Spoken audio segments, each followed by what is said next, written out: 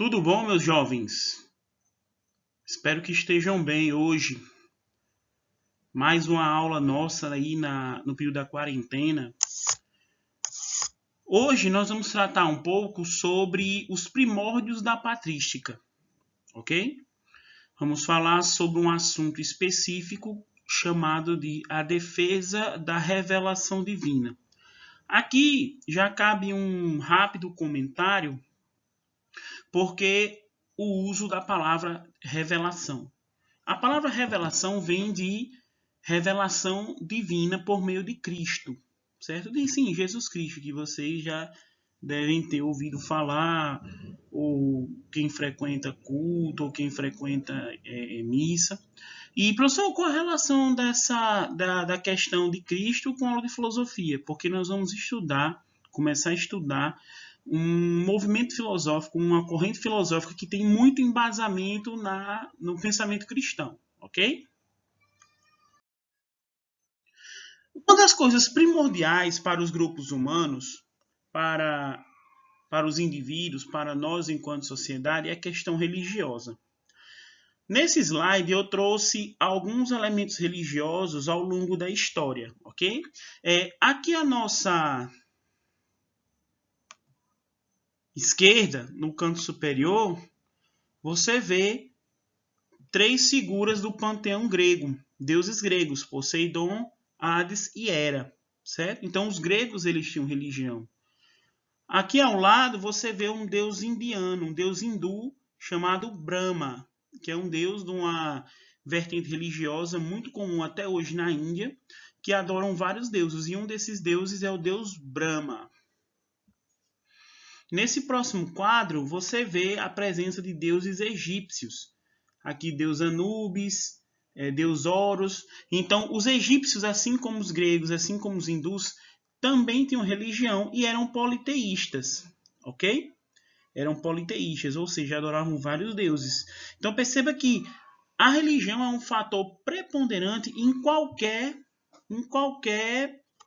grupo humano ao longo da história. Então, se você for os grupos antigos, os antigos gregos, os antigos egípcios, os antigos romanos, você vai encontrar elementos de religião. Aqui mais abaixo, nós temos uma figura de Tupã, que é uma entidade religiosa muito comum entre os indígenas brasileiros.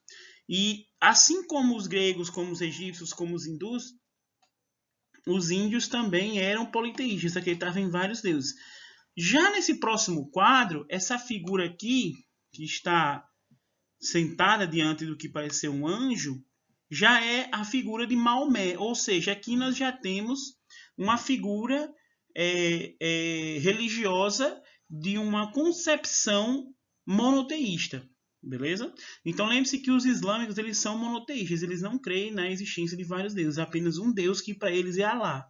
Esse aqui seria o profeta Mohammed, aqui, ou como se chama, como muitos islâmicos chamam também de Maomé, como é mais conhecido para nós. Mohammed para os islâmicos, mas nós conhecemos ele mais como Maomé. E aqui é uma figura já conhecida de todos, que é a figura do próprio Cristo, que o cristianismo, vocês sabem, também é uma religião monoteísta, ok? E tanto o cristianismo quanto o islamismo, eles descendem de um monoteísmo de uma religião anterior.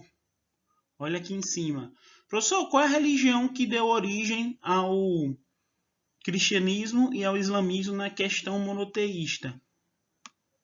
Uma religião conhecida como judaísmo. Ah, professor, então quer dizer que tanto islâmicos quanto judeus, tanto islâmicos como cristãos, eles descendem na questão monoteísta do judaísmo? Isso, cristãos e islâmicos. Por quê? Porque o judaísmo foi a primeira grande religião monoteísta da história. Professor, e quem são os judeus? Os judeus são os antigos hebreus, que vocês já devem ter estudado, especialmente no sexto ano. Então perceba que a religião é fundamental para os grupos humanos. É praticamente impossível você pensar em um grupo histórico na história, um grupo humano na história que não tenha ou que não se atrele como existência à questão religiosa. E aqui nós vamos começar a trabalhar sobre a formação da filosofia cristã. Mas para isso nós temos que entender o que foi o neoplatonismo. Gente, vocês sabem que a palavra neo é novo. É um prefixo da língua, da nossa língua, que já deriva lá do grego e do latim, mas neo quer dizer novo. Então, novo platonismo. Platonismo vem de Platão. Então, o neoplatonismo é uma nova forma de conceber Platão, uma nova forma, uma forma de um resgate do pensamento platônico, ok?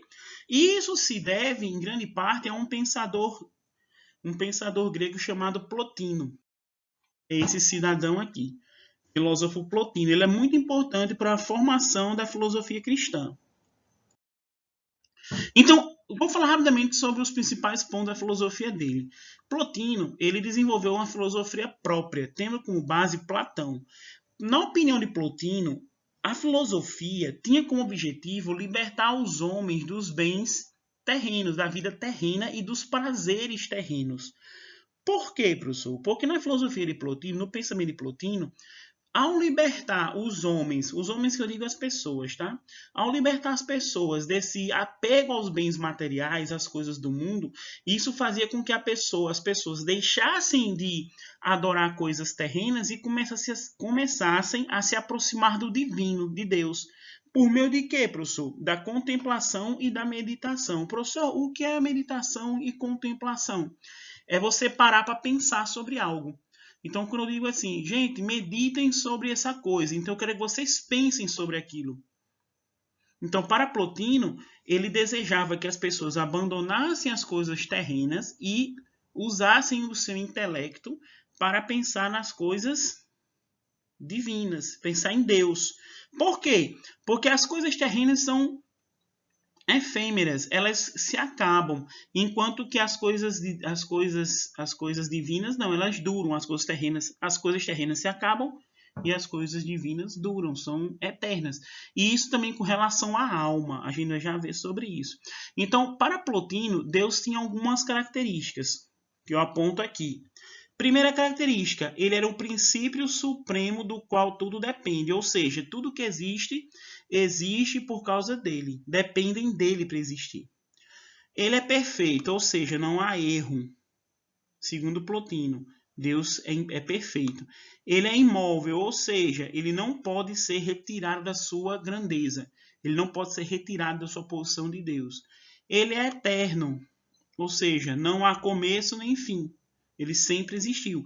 É aquele trecho da Bíblia que fala que Deus é o alfa e o ômega, o princípio e o fim. Pronto. E a causa da existência de todas as coisas. Ou seja, se tudo depende dele, então tudo existe porque ele existe. Ok? E para Plotino, ele defendia que deveria existir uma união mística com Deus e a salvação. Por quê? Porque se eu começasse a pensar sobre Deus e abandonasse as coisas terrenas, haveria uma união entre eu e Deus. E essa união entre eu e Deus faria com que eu negasse as coisas da terra e entrasse em comunhão com Deus, ou seja, entrasse em amizade, me aproximasse de Deus. E isso fazia com que a minha alma se purificasse. Professor, por que a alma? Porque pensem comigo, se tudo depende de Deus e todas as causas vêm dele, então a minha alma também veio de onde? De Deus. Só que enquanto ser humano, eu termino cometendo uma série de erros. E esses erros deixam minha alma suja, minha alma impura. Então, se eu começar a abandonar as coisas da terra e começar a contemplar Deus, a minha alma fica pura. Por quê? Porque Deus é bom e puro. Deus é eternamente bondade. Então, se você pensa em algo que é só bondade, você termina também se tornando bom. Se você pensa em algo que é puro, então você também se torna puro. Com isso, Plotino abriu espaço para o nascimento da patrística. Professor, o que foi a patrística? Gente, vocês sabem que Jesus, ele quando nasceu, ele era judeu. Ele não era cristão, ele era judeu. Cristão foi a doutrina que Cristo deixou. Mas Jesus nasceu dentro da religião judaica. Só que os seus ensinamentos deram origem a uma nova religião, a uma nova forma de conceber Deus, chamado de cristianismo. Só que havia um problema muito grave. Por quê, professor?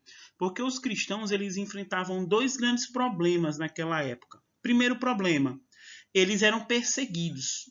Os cristãos eles eram perseguidos tanto pelos não cristãos, os pagãos, aqueles que não eram cristãos, os cristãos eram perseguidos por aqueles que não eram cristãos, e eles eram perseguidos também pelo Império Romano. Vocês lembram dos episódios que o professor deve ter contado quando falou sobre Roma, quando os cristãos eram jogados nas arenas para serem devorados pelos leões?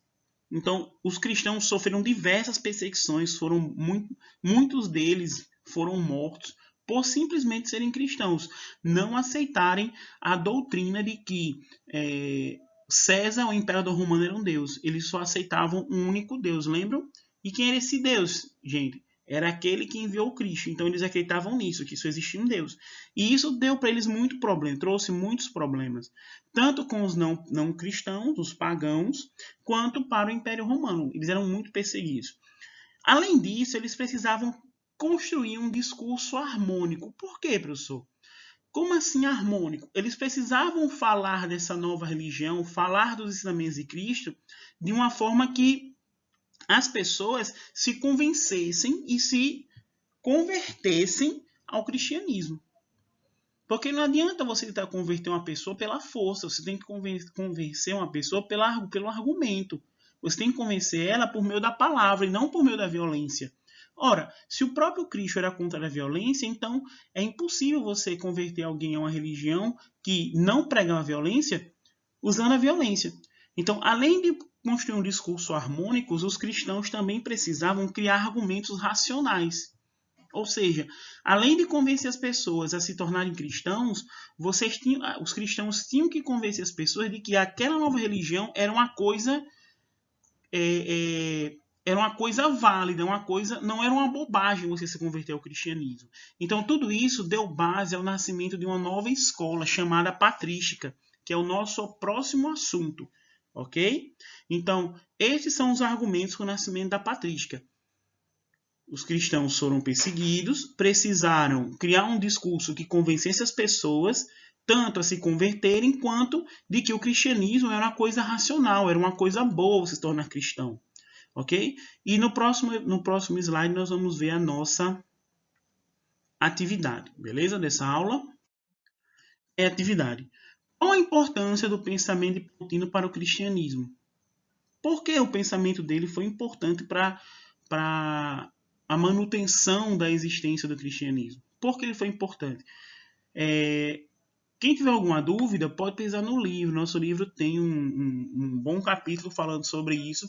E se caso vocês ainda continuem com dúvida, podem me procurar pelo WhatsApp ou mandar um e-mail, que eu tento esclarecer alguma dúvida que tenha por acaso persistido, ok?